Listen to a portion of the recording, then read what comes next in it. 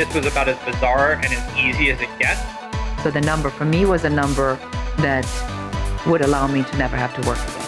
I feel like we got top. I went from a sale of, $500,000 to in debt. $192 million. This is Built to Sell Radio with your host, John Warlow. This episode of Built to Sell Radio is brought to you by Prescore. What on earth is a Prescore? Pre stands for personal readiness to exit your company. And here we're looking to evaluate how personally ready you are to leave your company. When you go to sell a business to have a successful exit and look back on it without regret, you need two things. Number one, a company that is attractive to an acquirer, to a company that's built to sell. And number two, you personally need to be ready to exit that business. We found that there are 4 drivers of a happy and lucrative exit, 4 ways you can personally ready yourself to exit your business. And by completing your Prescore, you are going to see how you're performing against those 4 major drivers of a happy and lucrative exit. Just go to prescore.com. So how's business? I hope it's great. Maybe it sucks. Maybe you feel like you're hitting your head against the wall. No matter what you do, you can't punch through. And every episode you listen to at Built to Sell Radio, you feel like you're the only person on earth who hasn't been acquired for some astronomical multiple. Well, listen, I empathize and I understand what you're going through. And my next guest does too. He built a company that over time reached a plateau. For 4 straight years, they couldn't punch to the next level. Their revenue was completely flat, and he was frustrated. But they made a big change to the business, a courageous change, and John Moore will describe that change they made. Ultimately, a few years later, the company went on to be acquired for $50.6 million. The spoils go to those who stick it out the longest. And in this episode, I think you're going to hear some great lessons. Listen to how the acquisition came about, in particular, the conversation he had with a pre-existing partner that translated or transferred into an acquisition discussion. Listen for how important subscription revenue was to the acceleration of John's business after he reached that plateau. I also want you to hear how John describes his kind of crown jewels, that image bank of photography that he will describe for you in great detail. But he knew that was a differentiated value proposition, something that an acquirer couldn't easily replicate, which gave him negotiation leverage in his acquisition with Elsevier. Here to tell you the entire story is John Moore.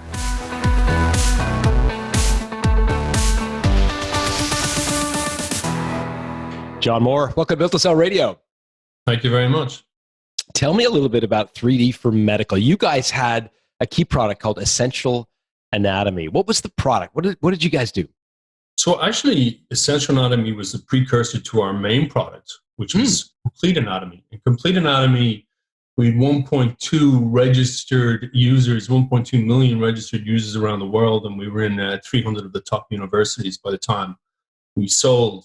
So what did it do? So this sounds a little bit corny, but really I think we could be credited for changing the way anatomy has been learnt, not just by individuals, but across universities, not just medical students, but anybody that has to learn anatomy, whether it's chiropractors, whether it's medical students, whether it's physiotherapists, nurses.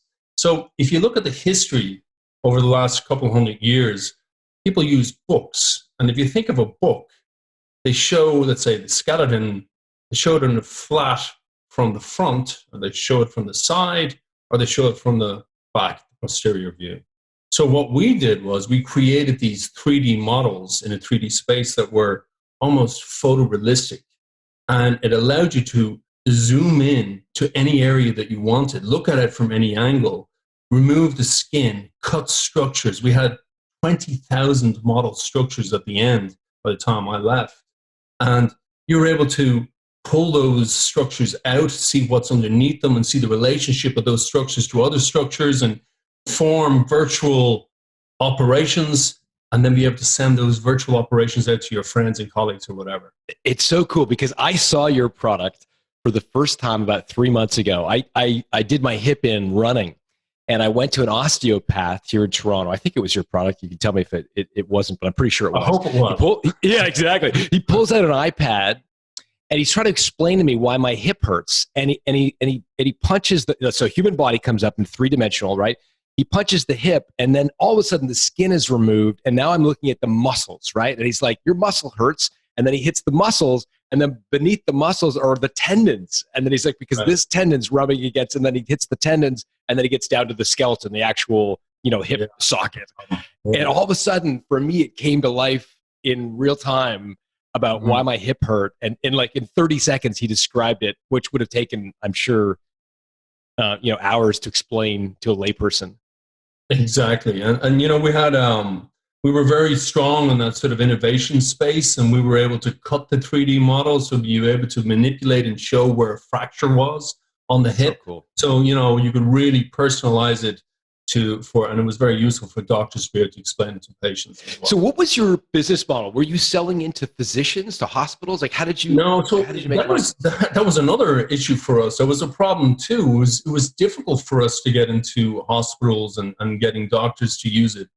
And even professors, as I was talking about earlier, I mean, they were using books for 200 years, and why change? They produce good doctors. Why would anybody ever change anything? So we had a difficulty trying to persuade people at the beginning to use it. But interestingly, because we were available in the App Store, we would sell a lot of our applications to students. And the younger generation were much more open to using new technology. So that was our way of infiltrating. So eventually it kind of came that mass that were using the application, and it was easier then to go to university and say, hey, half your students are already using this, so let's do a business-to-business deal. But really our business consumer was the one that brought it up to the business-to-business. Wow, that's fantastic. So it's really students who are learning anatomy and didn't want the 4-inch thick textbook. They wanted to just have an interactive app. Yeah, so cool. If I can explain that, because you see, the other thing too is there's a whole new breed of people that have come through, the millennials, but also the Z generation, that don't necessarily like to read anymore. They don't learn necessarily by reading. They're used to looking at YouTube. They're used to looking at something visual. So for them to be able to learn by doing and seeing something visual, it was just a natural way for them to get their exams or whatever. Gosh, this sounds fantastic. So what did you charge for the app? Like, how much did people pay? It depends on what you were doing. So we had different licensing at the end. Towards the end, we went for a subscription-based model, which was really took us to a completely different level. And I'll get into that in a couple of minutes if you want. But we had 3 different types of licenses. There was one for a student, and there was one for an educator, which would be a professor, and then there was one as a medical professional. And to answer your question, it was $50, I believe, for the student license, and it was $100 for the medical professional and the educator. Got it. Per year. Sorry, per year. Okay. And so you're getting people to download it. I mean, it sounds incredibly expensive to get this thing off the ground. You got to build the 3D models. You got to fund all of the acquisition costs. How did you finance this business? Organic growth. Really? Yeah, that's why it took us so long. It was one of those overnight successes that took us 14 years. So really, we weren't always an app company or a medical app company. So we started off originally making medical images and selling and licensing medical images. But we did it with a difference. We used 3D medical, how would I put it, CAD models. So let me just explain what that is for the listeners, so they understand what that actually means. So if you think about how you would make, let's say, a clay model of the heart, what you would do is you'd mold it and you get it right, and you keep on looking at all the textbooks, and you get it right until you got it, until it was medically accurate. It's pretty much the same thing that you would do with a CAD model. So you have this mesh and you pull it out, and you pull out some parts, you turn it around, you put other parts in or whatever, and you get it into the shape that looks roughly like, let's say, a heart. And then you manipulate that, then you get it absolutely perfect and medically accurate. And you get make sure you get doctors to approve it, and then you put on textures, and then you put it on lighting, and then you render it. So that's what we were doing first of all for the first 6-7 years of our business, and we were selling into this beautiful business model. Actually, we were distributing through Getty Images and Corbis and 51 other distributors. So you pick up, let's say, the front of National Geographic, and our images be there, or we were on the front of Time magazine. Not us, but one of our images is on the front of Time magazine twice, and American Scientific, and just loads and loads of books and advertising. And that went really well for us until about 2010. 2009, 2010, the recession really started to hit us then, and also the advent of cheap photography, and there was a lot of competition. So that business started to go down.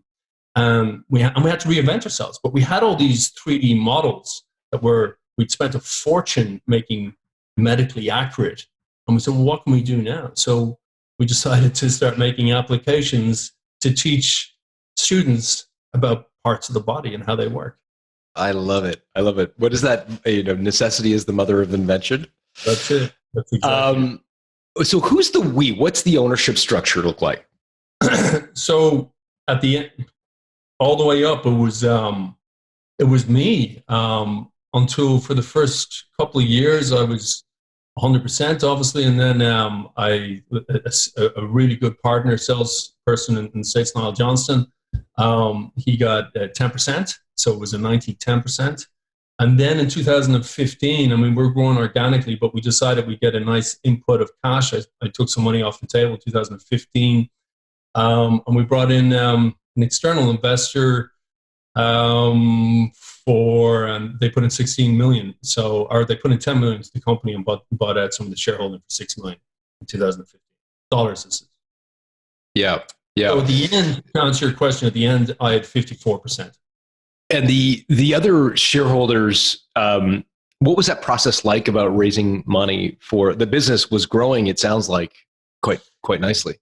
Yeah, we had great technology, but we weren't really sure, even though we were profitable, we weren't really quite sure exactly where the market was. I had thought at that stage that it was about making as many applications as possible. The more applications you actually have, then the more we could sell. Rather than actually looking at, it wasn't quantity, it was quality.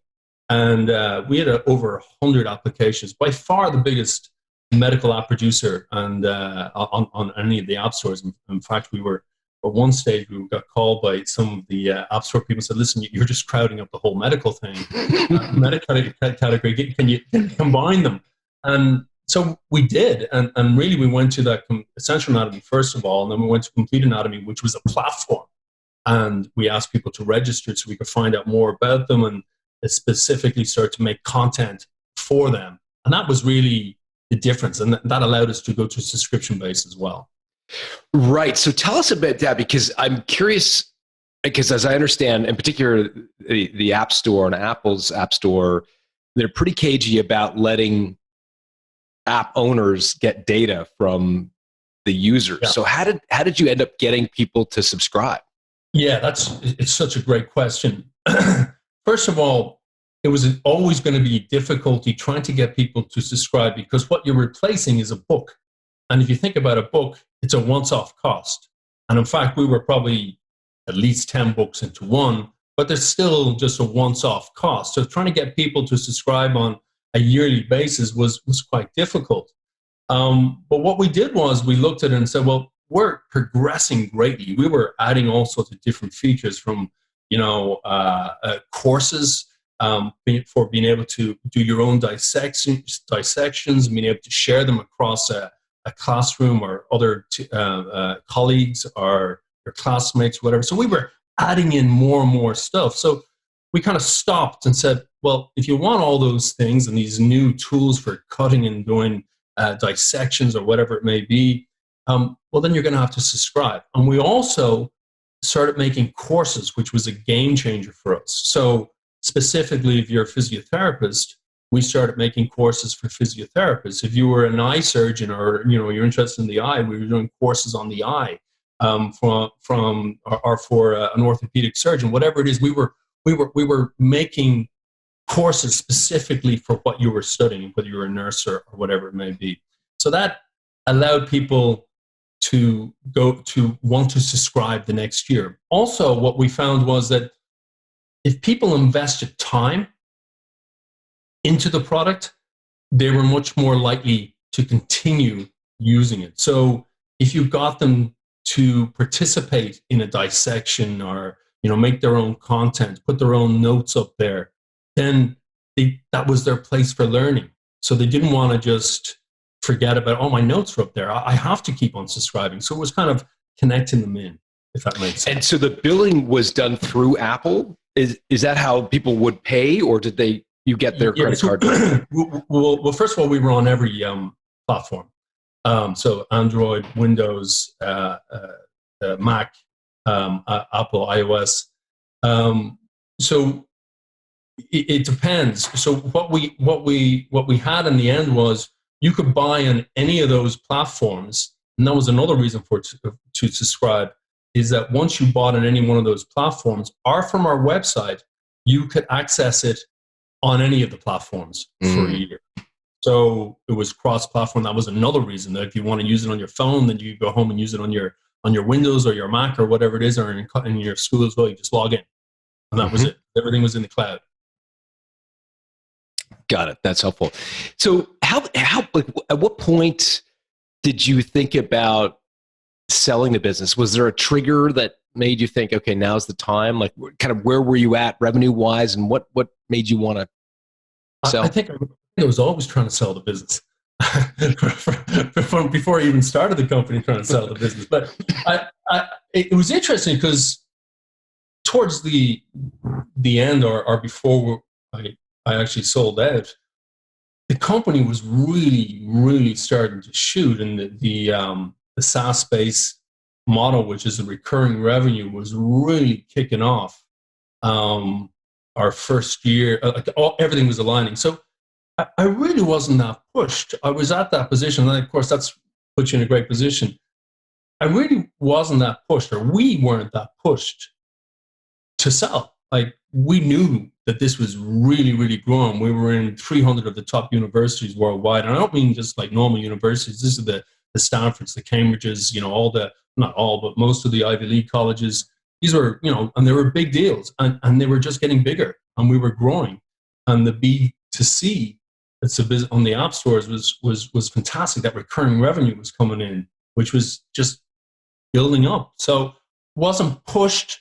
It was just the offer came in, and you never know what's going to happen in the next couple of years. Could we have stayed for another couple of years and got more money? Yeah, maybe. But when there's something on the table and it's right in front of you, I think it was time. Yeah. Someone said the best time to sell is when someone's buying. Yeah, exactly. And the other thing saying goes that you don't sell a company, people buy it. Interesting. Yeah. So I want to get into that. I want to first, though, just go a little bit deeper on your comment. And you said it sort of tongue in cheek, but I got the sense there might have been a modicum of sincerity to it, which was that you've always been trying to sell the company. So you started the company to sell it. Would that be fair to say? I think there's always I mean, I think my motivation, if I can be really honest, was probably up my ass. And excuse me if that offends your listeners, but it was about money. I was I wanted to be an entrepreneur to make money, and that was it. Now, did that change over the years? It probably did, but I was always open for the right buyer, always. What changed? How did it change? What caused it to change? Your motivation? I think when we saw what was really happening, so we used to have we'd have a very, very strong management team, and we'd have these team meetings every month with everybody in the company, and they'd show what they're doing from the tech, from from the design, but also the customer service, and they would read out how it had changed people's lives. People that maybe had dyslexia or even in impoverished countries or whatever, where they were able to use our application and the difference that it made. And it wasn't just people that were studying; it was also people that had problems, physical problems themselves, and were able to work out what was wrong with them using the application. So these were kind of heartfelt, and we really felt that we were changing the world. And I think that became a bigger motivation than the money itself. And that's why I wasn't really that pushed to sell, because I felt that we were eventually going to be taken out anyway. I mean, and also, I think if you look, and I'm not saying anything against any confidentiality here, when you look at the big book publishers, readership or people selling books has been difficult for them over the last couple of years. It's been going down.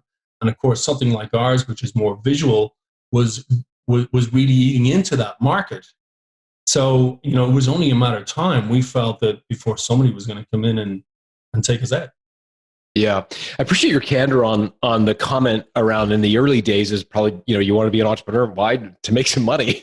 Did you attempt to disguise that fact from your early employees that, hey, like, I'm looking to make some cash here. I'm the 100% shareholder. Did you disguise that? Was that something you held quite close to the vest? Or because I guess in part, as an employee, it may become demotivating to think that, it's all about John and making money. Did you sort of hold that close to your vest, or what was the way you handled that? That's a really, really good question. I suppose I did. I think it was on the back of my head. But I mean, there was also in the early days, you're absolutely right, I did. But towards the end, no, it really wasn't. It was more about what we could do and how we were changing. So that was the motivation. But certainly, I don't think my motivation was in the right place when I started. Was there something that triggered you? You mentioned all these management meetings and seeing what was happening. Was there a quiet conversation with a mentor or someone that sort of pulled you aside and said, "Hey, this has got to be more than just you"? Like, do you recall anything that triggered you to sort of think more broadly about what was possible? Yeah, there was, Niall, who I was saying earlier, was a 10% holder. We had our conversations, and the management team were very close. And we kind of, we looked at when the offer came in, and I felt that, yeah, sure, I'm going to get a lot of money, but I also made it clear that they would be getting some money as well. And so when we did sell, there was a pool of money that was put in, that anybody that was in the company for more than a year got a nice bonus. Fantastic. Let's talk about. Sorry. What's that, John? Sorry, I didn't mean to interrupt you, but so people were aligned to get this over the line. Yeah. Yeah. In particular, the management team. Yeah. Yeah. Let's talk about the actual acquisition itself. So the acquirer was a company called Elsevier, which is the largest medical publisher, or one of the largest medical publishers in the world. Yeah. They came to you with an unsolicited offer. Like, did they approach you sort of out of the blue, or how did that actually take place? Yeah, very good question. So, in fact, we had a relationship with Elsevier going back a very, very long time. So I was talking about that we were making images and licensing. Elsevier were actually a big licensor of our images. So we were on the front of a lot of their books and book chapters and illustrations. So we had a relationship going back a good 10 years. And we kept involved, and we made a lot of connections in there, and we had a very good relationship to them. So much so in the last couple of years that they loved our technology. They really loved what we were doing. And then I think it just kind of clicked with them somewhere along the line that these guys have something that they're getting into places, into universities, and we were taking a share of the market, and they looked at it and said, well, we want that. But also they looked at what they already had. And remember, these guys have got brilliant content, the best content in the world. They were looking at it, well, how can they use our technology and spruce up that content? So it was 1 + 1 = 5. So it was just a natural progression. So it wasn't so much that we found them or they found us. They've always been in touch, and we always had a good relationship, and it was just a natural progression. So how did it go from a friendly relationship to we want to buy you? Like, I'd love to know, was it a dinner? Was it a lunch? Was it a email? Like, I think we were always flirting with the idea of them buying us. And then it just, they said, well, yeah, let me, we were dealing with one of their top guys. And he said, let me bring a team over to Dublin and look at your offices, look at your technology and see what you have coming out and, where you're going over the next year. Let's find out more about you. but do you recall the conversation? Was it, did you kind of flippantly say, you guys should buy us? Or did they say, I'd love to know who made the first move to the actual. I think it was us that said, yeah, you guys should buy us. And they said, actually, you're probably right. Yeah, it was one of those conversations. It's probably a flippant conversation, but it was something along those lines. Yeah. Yeah. Yeah. And so that triggered their investigation. They flew a team over. Yeah. How was that experience? It was good. It was longer than we had anticipated because they're a big public company and they want to make sure that everything was aligned and there was no holes. Very strong management team, so we presented very well. Did a little bit of pre-due diligence, but at the time we thought that was actually the due diligence. But as a public company, as I said, wow, they don't leave any stone unturned. Yeah. Yeah. So pre-diligence was a fairly superficial look at the. Well, it wasn't actually. It was quite in depth. It really was. I thought it was the full due diligence, as I said, but no, it turned out that it was only, it's only a small part of the whole thing. So, what did they see in you? Because I mean, I understand that you had this technology and 1 + 1 = 5. I get that, but part of me is thinking these guys are a big public company. They can hire some artists and render some 3D images pretty quickly. Like, was it the library of images that you'd created? Was it the relationships with the bookstores and the professors? Like, what was strategic for them? I think there was a number of things. I think it was definitely the technology. It was, and also the models themselves. So we, as I was saying earlier on, we had 20,000 structures that were, medically accurate. To try to get structures medically accurate takes a long time. I mean, we built these things from scratch over about 10 years. So they were our crown jewels. They weren't easy to get. There's nobody else out there. And they're photorealistic. We put a lot of work into that rendering engine, which was also ours. We weren't using any games engine. We had proprietary technology that allowed us to use those models. But also, I think the way we were developing and how fast we were developing, it was starting to shoot. We were using the cloud to be able for a professor to do a virtual dissection and record that virtual dissection and then send it out to all his students or her students, and they could see it themselves and then take a test on it and it would all come back. So we were very advanced and we were getting more advanced, and every single time they looked at us, we were pushing the boundaries, and we were in 50 universities and they come over and we were in 150 and then we were in 300 universities. It was just starting to take, and then the recurring revenue came in. So everything started to align at the same time. And it was also their time to say, hey, look, it's time for us to have a look at it more serious. Did Elsevier report in the acquisition, revenue and EBITDA that you guys had at the time? Or is that public? Can you talk about sort of how? No, I can't. But what I can say is that it really started to shoot in the year. Like, so we ended in November. They bought us in November. So our fiscal year is the end of December. It was a good year. I don't know if they're going to be reporting on or how they do things now, but it was a tremendous year. And I can say that 80% of our revenue was recurring. Every sale that we made was actually a recurring revenue. So we completely flipped everything from being a once-off sale to recurring revenue. So it was really starting to take off. Got it. And so what was your reaction to the offer when they first made the letter of intent, when they first produced the letter of intent? Yeah. I wasn't punching the air because I felt that I thought it was a fair offer. I thought it was what we were worth. And I thought that maybe if we stay another couple of years, we could do a lot better. But the money was there on the table, and it was an offer, and it was something I just couldn't turn down.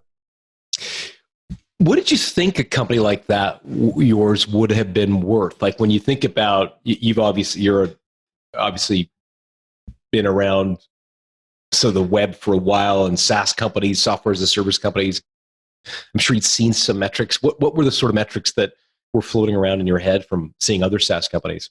Yeah, so again, another great question. But so the value of a company is not just based on the recurring revenue, but it's how quickly it's growing as well. So, I mean, if you've got recurring revenue, but you're going from 5 million to 6 million, it's still that's great. But if you're doubling your income in a year, you're worth a lot more. So it's the speed of which you're growing as well, which people don't usually take into account. So we were growing very, very quickly towards the end. I can't give you numbers or anything like that because it's just confidentiality. I just can't. But I think you get the idea that it was really taking off for us. And I think Elsevier got a great deal and did very well. But I think it was fair. I think we got a good deal too. Yeah. So what would you, in your mind, think a fast growth SaaS company would have been trading at around that time? It doesn't have to be in the medical space, but other SaaS companies you'd heard about. I think anywhere between 5 and 20 times. Top line revenue. Yeah. So I think if you're if you're a unicorn, you're probably up to the 20 mark. I think normally it would be somewhere around, if you're going fast, somewhere around 7, 6 or 7 times top line revenue. Sorry. Yeah. Yeah. Yeah, when people hear that, they're going to fall off their chair because it's such a huge multiple, right? I mean, for most business owners, they're going to trade at a relatively modest multiple of EBITDA or SDE, seller's discretionary earnings. So to hear multiples of revenue, it's a shocking number. Yeah, but first of all, again, I gotta say that's not. I'm not saying that that's what we did. I'm just saying that's what you've seen other SaaS companies sort of trade at. And I think just from 3D4Medical's point of view was that we were certainly starting to see traction that was really starting to shoot, and it was pretty evident that next year was going to be tremendous as well, and really tremendous. Did you shop the deal to other acquirers? No, we didn't. We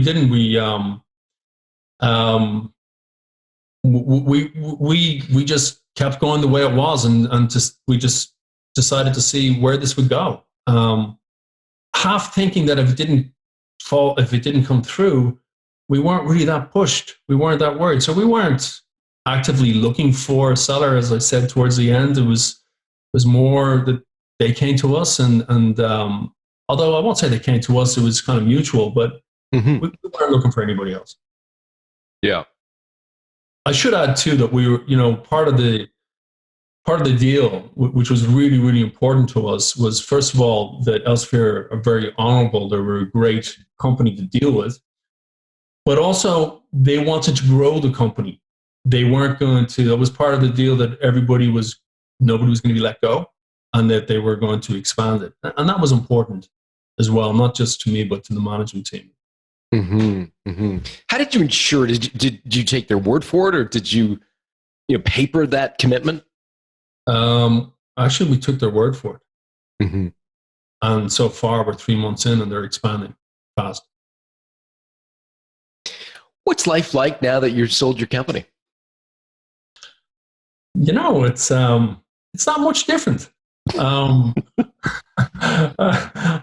don't really have to tell you that it's massively changed. I think it's changed because I have the freedom to do what I want when I want to do it. But I've kind of always led that life anyway, just even being an entrepreneur.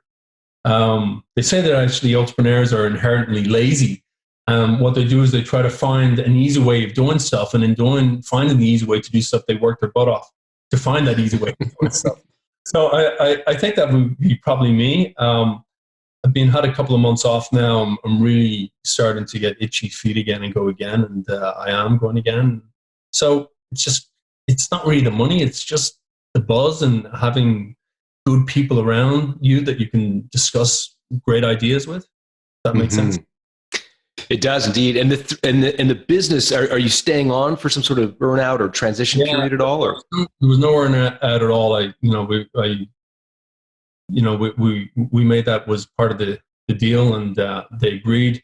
My management team was incredibly strong. I am available, I think, for another month as a consultant if they need any help in anything. But so far, they've only needed me for a couple of hours just on the innovation side of things, and they've been really very honorable. Have treated me very, very well. How did you think through how to share the proceeds with your team? Take me through that thought process of deciding how much to share, what are the conditions around sharing it. It was based on their salary. So we looked at their salary, and again, I can't get into it, but there was,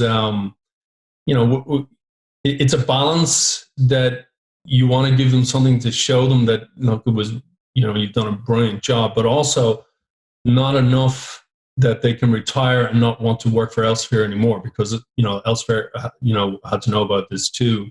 So they didn't want the shareholders to give them enough that they could go off and retire. But it was a big, nice, for some of them, it was a nice kind of chunk of money that they certainly would have made a difference in their lives. What was the reaction that people gave you to receiving that money? From different people, it's just like the way people are motivated by different things. Some people are motivated by titles, some people are motivated by money, some people are motivated by just telling them what a great job they did. It was the same thing with money that, you give some of the lower paid individuals, you give them their bonus, which would be on the lower side, and they'd be crying. It was just amazing. And then some of the bigger chunks of money that you give to some of the more well-paid people, they're like, thanks. So it was across the board. It was really, it was interesting from a psychological point of view. Yeah. Yeah. How did you stick handle the dynamic with the senior team? Because on one day, you guys are partners, you're comrades, and you're friends, you're building the company together, you defer to them. And even in this interview, you clearly have deferred to them and give credit where credit is due. And then all of a sudden, there's this kind of elephant in the room that they're not necessarily huge shareholders in the company. How did you have that? How did you reconcile that with them in your own mind? These friends that brought you to the dance. Yeah. It was difficult. It was difficult. It was difficult for me because also I felt a little bit naked after not having them around, these great people around that I could run things by. But also, I think we were at a stage of where we could see what Elsevier could bring to the table. Even though we were doing really, really well, Elsevier, a billion-dollar company, they've got all this distribution, they have all this content, and it was exciting. I think that they bought into the idea, and Elsevier made it a prerequisite that a number of, all the management team and a number of other people renewed their contracts, gave them offers that were very enticing packages going forward. That's great. They'd already bought into the idea that Elsevier were going to take this to another level, and it wasn't going to go south. Was there resentment that you got to ride off into the sunset and they were left holding the... I really didn't see that. I had a very, very good relationship and still do with most of the people in there. So I really didn't see that. Look, the money is a funny thing. There's always going to be people that are going to go, well, why should he do it? But I think everybody knew that, that I've been there for a long time. I'd worked really hard to get it to that level. So I don't think anybody was, gave me any sort of bad vibes or anything like that. Not that Yeah. Did you choose to reward yourself at all? Did you buy yourself a treat, a trophy? I'm still looking for that, John. I'm still thinking about that. It's actually 3 months today that we sold the company. So, Dude, it's about time to get off the hop, man. Get out your checkbook. Let me help you spend it. What's on your list? You see, it sounds a bit pathetic, but I really have everything. I have it all. So I'm just interested in business, and I've got some great ideas, and I want to go back in there. That's my trophy. Love it. What's next for you? Where have you got anything you want to talk about that's next, or are you keeping it close to your vest? Well, no, it's my background is in 3D. I'm fascinated by it. I think there's just amazing things that are coming down the line. Most people are talking about glasses and all these wearables. I'm talking about being able to see things that actually aren't there in your room, but something that's tracking your eyes is able to project it. So we're doing some experiments on that is really cool, and I think that could go to another level. So we'll see where that goes. That's awesome. If people want to reach out, are you a Twitter guy and a LinkedIn guy? What's the best way to reach out? LinkedIn is probably the best. I'm John F. Moore on LinkedIn. If you look up John F. Moore and then 3D4Medical beside it, you probably get me right away. Also have a blog. It's called the Rebel Entrepreneur Series.com. It's also available on most of the social media platforms. Fantastic. It's called the Rebel Entrepreneur Series. Excellent. We'll put a link to that in the show notes. I am so grateful for you sharing the time today, John. It's been great to hear the story. It's been an absolute pleasure. Thank you very much. Thanks for doing it. Thanks, John.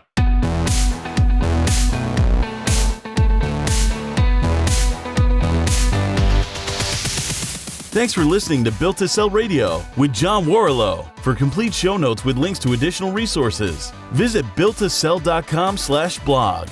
John is the founder of the Value Builder System. To find out how to improve the value of your business by 71%, visit valuebuildersystem.com. John is also the author of Built to Sell, Creating a Business That Can Thrive Without You, and The Automatic Customer, Creating a Subscription Business in Any Industry. Connect with John at facebook.com/built-to-sell or on Twitter at John Warrillow, WARRILLOW. Thanks for listening.